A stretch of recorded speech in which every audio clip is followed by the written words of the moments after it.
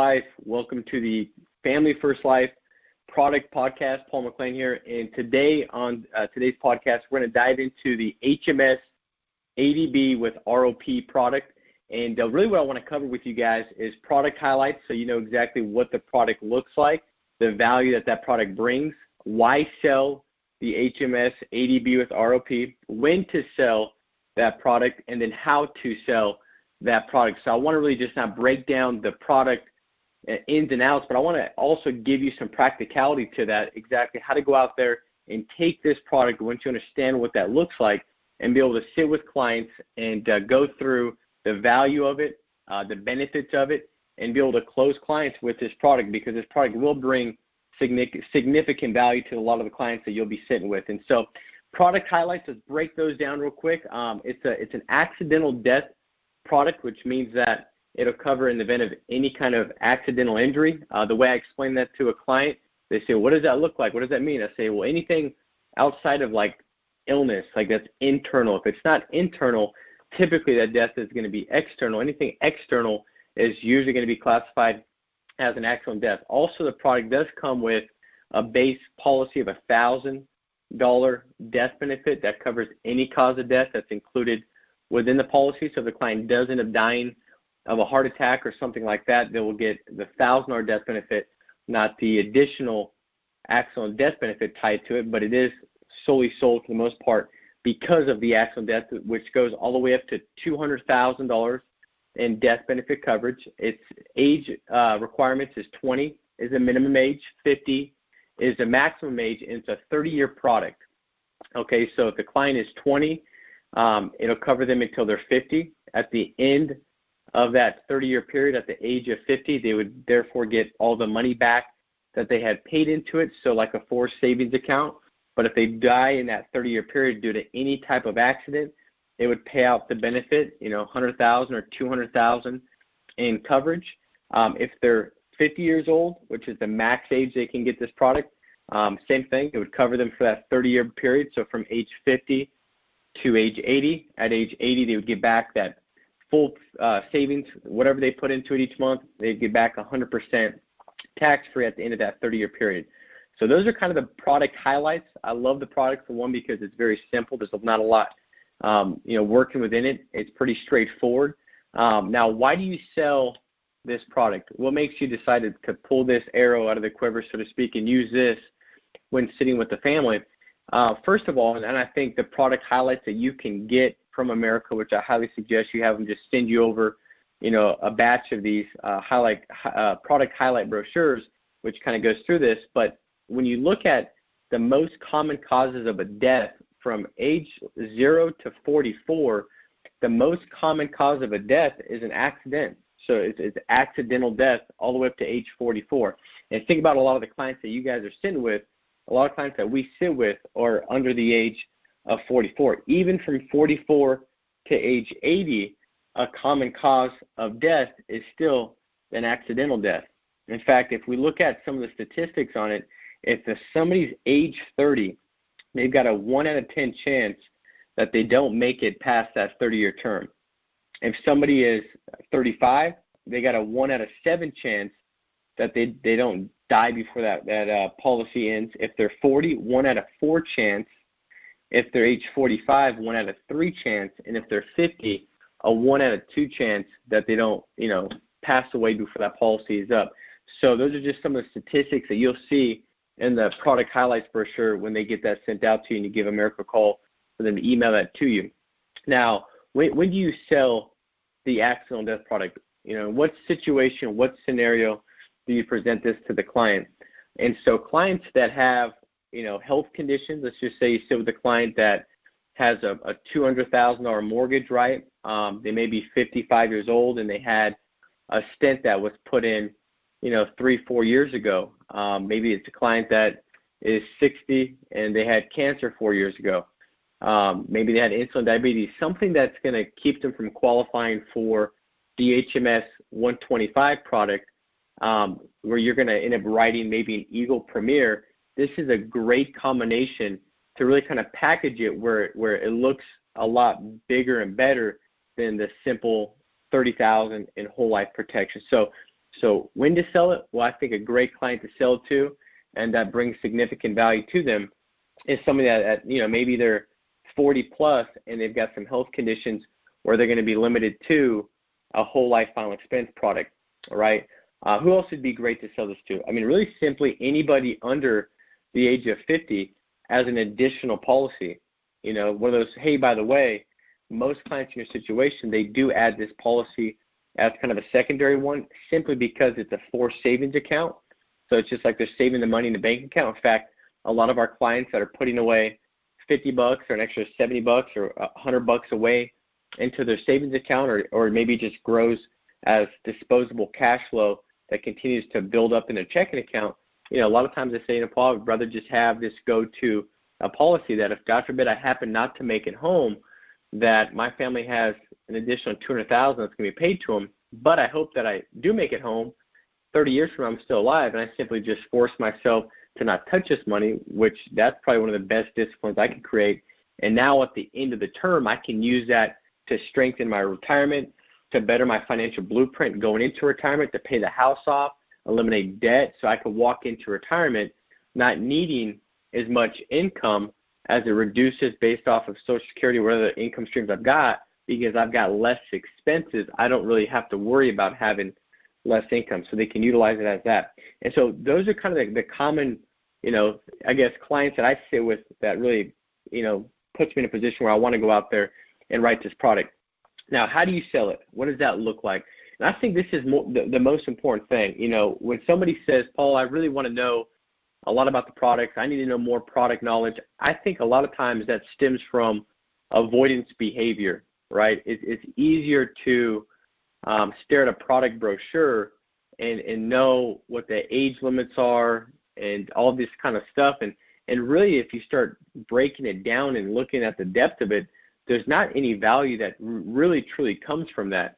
The value comes from not what the product is, but really what that product does for the family. And you only get good at what the product does and being able to explain that by sitting down with families.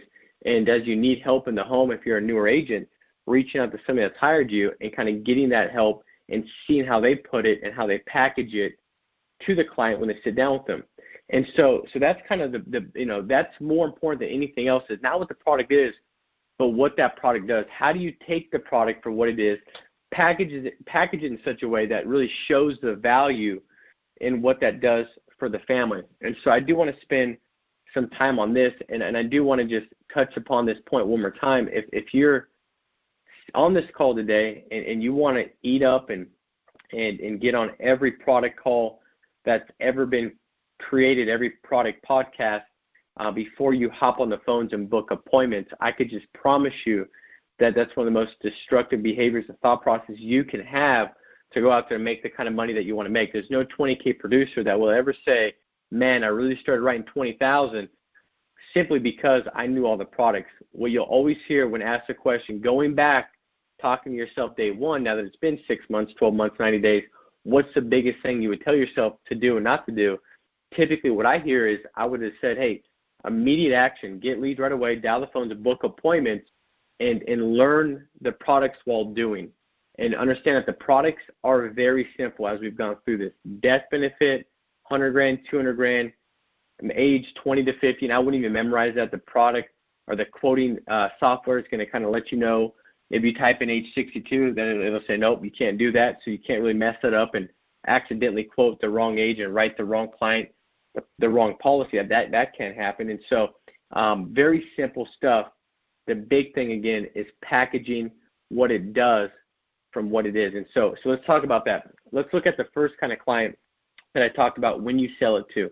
So when you sell it to a 50-year-old that's got health conditions, how do you package that? And so the way that looks is I'll sit down with a client that's 50 years old. Let's just say it's Bob and Mary, because for example purposes, everybody is Bob in my opinion. And so Bob and Mary, Bob, you're 50 years old. You had a heart attack, 3 to 4 years ago. And so what every client does in your situation, they want to have really every possible hole that can present itself with protection from age 50 to whenever you pass away. Maybe that's age 90 or age 100 or age 7, whatever it is.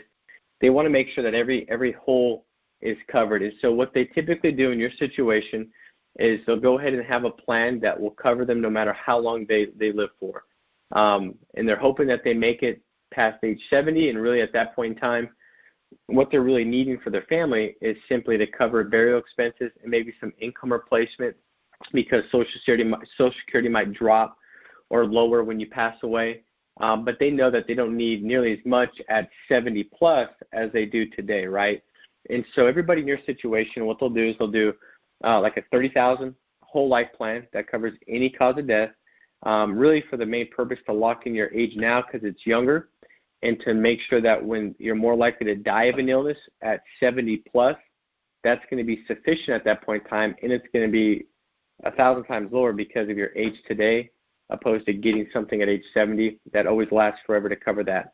And then what they do is they combine that with an accidental death benefit that has a savings account or return of premium tied to it. And all that means is that you're 50. I mean, you had a stent put in 3 years ago. Now they're looking at everything. It's highly, regulated. You come in for checkups and screenings. And so the odds of you passing away of an illness, being the fact that they see that and their eyes are on it, it's just as likely as an accident. I mean, accidental death at your age is still one of the most common causes of not coming home to your family. In fact, we had several clients in the last couple months, and one being the client that I sat down with him, and he thought for sure that he wouldn't go in an accident. He just thought it would be cancer or something like that in his family history that he would be taken out by. And he was a crane operator and was on the crane operating.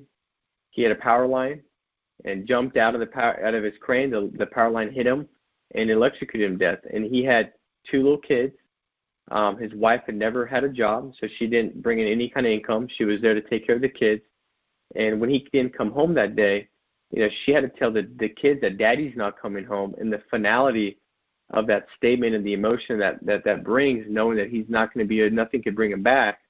But because he had an accidental death plan that was sufficient and significant of a couple $100,000, they were able to take care of their mortgage and take care of income, and it didn't bring him back. But for Shoshana not to have to worry about going and getting 2 jobs to try to provide for the kids, and the kids losing daddy and also losing mommy because now she's out working 2 jobs, I mean, it prevented a financial disaster from happening. So same thing for you, from 50 to 60 or what have you, the odds of you dying in an accident is still likely. But the good thing with this plan, it's not just purposed for that. The purpose is also, hope to God you're still here at age 80. After 30 years, everything you put into it, Bob, it was just like a forced savings account. So at age 80, let's just say in this situation, the premium is $80 a month or $88 a month to keep my math easy. So that's $1,000 a year, right? So you're paying you're saving $1,000 a year. If you pass away in that 30 years due to an accident, it's going to pay out $200,000. If you make it to 70, right, and now it's more likely to be an illness, you're not going to need the $200,000. The $30,000 will be sufficient to cover all the different expenses if it is a heart attack or what have you. But at age 80, if nothing still hasn't happened yet, you're going to get back all that money. So you're going to get back $30,000 that you saved yourself, forced yourself to save. So now you got the $30,000 in whole life protection plus the $30,000 in cash that you got back that you can decide at that time if you qualify, you could do a single premium whole life. They take that $30,000, give you something like $50,000 that's paid up in full. You never make a payment again. So now you've got $80,000 to leave when you pass away from 80 to say age 100.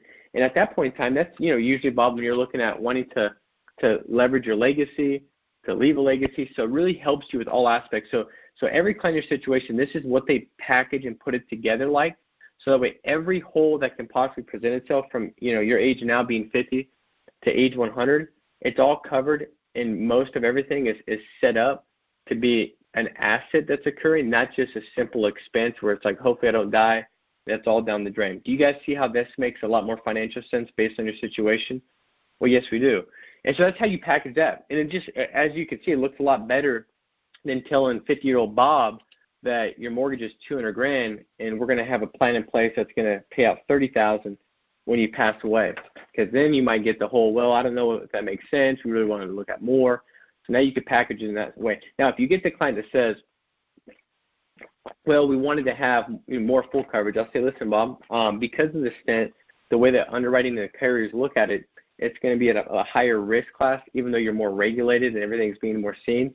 So what every client does in your situation based on blocks of time, because you're not 80 right now, or you're not 77, you're 50, is to have a combination and a good blend of both as far as budget, affordability, and also keeping it where you've got a portion of being a savings account to hope that you don't pass away and you still have the adequate amount to cover the full, coverage if you died of a heart attack or anything like that. If you were to do $200,000 of full coverage based on the stent being recent, it doesn't make sense. Now, the further that gets removed, then we can tweak and modify and adjust this. But based on your situation now and the urgency of making sure your family's protected and the importance of that, this is what every client does in your situation. And then every year we'll kind of get together as a review, take a look at it. If things have adjusted or needed to be shifted, we can definitely look at that. Do you see how that makes sense? Yes? Okay, great. And you move forward. So that's how you help a client in that situation. Now let's take a look at a client that, let's just say they're a younger client. They're 22.